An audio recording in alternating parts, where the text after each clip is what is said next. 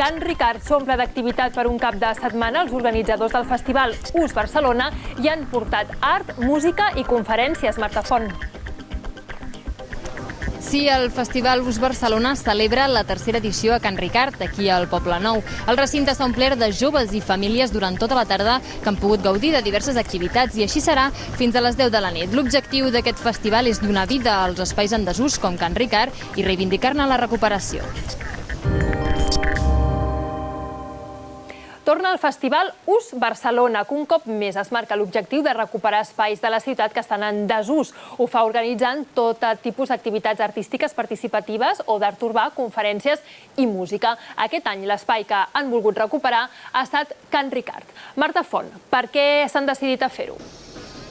L'han triat per una raó molt clara. Es tracta d'un espai en desús i recuperar aquest tipus d'espais per als veïns és l'objectiu principal del festival. Ho han fet a través de l'art i també a través de la música. S'han organitzat tot tipus d'activitats per a grans i per a petits, com ara concerts o tallers de grafits. De fet, inclús artistes coneguts han pintat murals a les parets del recinte, com aquest que es pot veure aquí al meu darrere. Can Ricard és un recinte de valor patrimonial que ja fa molts anys que està en desús i que de fet compta amb un pla de rehabilitació que no s'ha arribat a dur a terme.